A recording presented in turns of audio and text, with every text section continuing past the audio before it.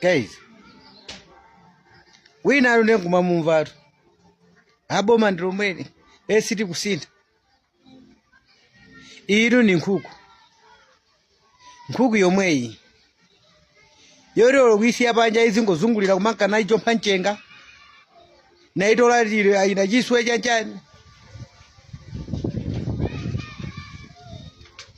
59,680 close to 60,000.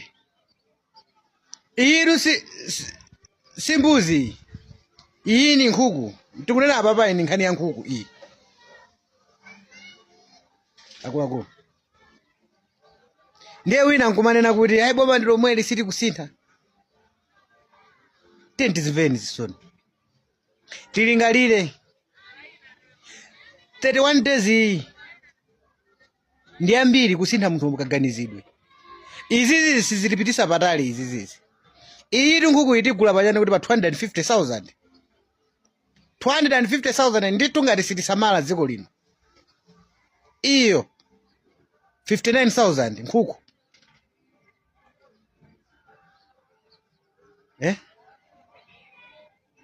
Akuluakulu nkhuku iso basi yakwera kuchokera kuti Katundu akuvuta kubwera kuchokera ku Ukraine nkhuku.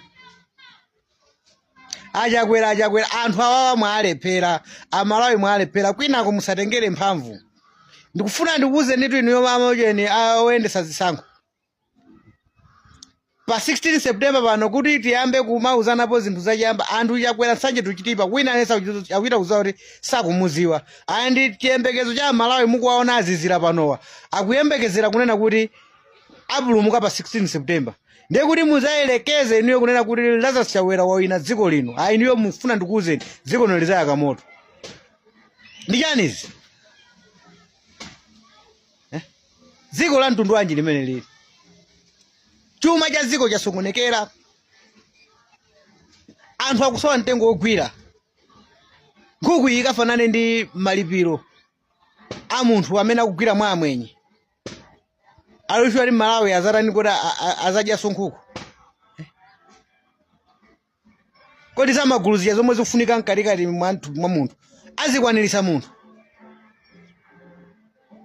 Ndithu oyendesa zisankho ngati palitu plani yobera iyi yomwe mukaniza mu system iyi ndikuzayelekeza kuzalengeza dziko lino kuti Lazarus Chakwera amene wamvesa anthu nyekhwe wawina. And I'm sure you kuti dziko muno muzayaka moto. And zimene zizi mukamakhala muzikhala mukutani kuti mukuziwa. Anthu amene azizira pano pawo mwina nkumangothamanga kumayenda kumenya campaign. Chiyembekezo chili pa 16 September kuti boma la Zisilu ilili, boma la Mbava ilili, boma lozikonda lokha ilili, boma lokupha likuchosedwa. Malawi sangamaonelere nyasi ngati zizi kuchitika mdziko ngati munomo. Nkhuku yomwe iyi pa ulamuliro wa Professor Arthur Peter Mutharika inali pachani kuti inali pa 6,000, 4,000. Lero 59,680. Tithongona kuti ndi 60,000 kale. Ndiye wina nkuzanena kuti amene wawa alamuleso dziko linolo. Boma ndilomwe mwalankhulira mphuno. Lizayaka moto dziko ilili. Dziko ili lizayaka moto tufuna tikuziwiseni. Amalawi akuzunzika dziko lino. Amalawi akulira. Akuluakulu achinyamata ndi 5 years ili yapitayi tapitani nditu mupange review mitengo ya zinthu mu ulamuliro wa Peter Mutharika. Ndiye muthe kuona kuti mitengo imeneyi ya zinthu yakwera kangati, then tizipita mbox muja akatipasa ballot paper tizitha kumaona kuti kodi ndikupangazi umoyo wanga ndikuganizira kwa mtundu wanji.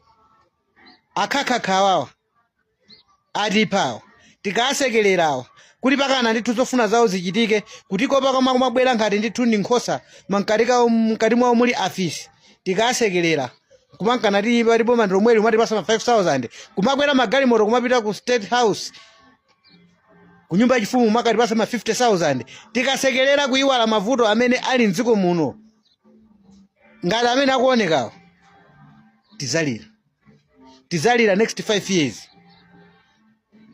tikusowa mtengo ogwira. Chaka chino tingokumbutsana ndikuti kuli njala imeneyi kuthana naye kwachi ndi pa 16 September kamakalowa mu box mu ballot paper osaelekeza kuvotera chipani cha MCP. Izi ndi zipaso za chipani cha MCP izi.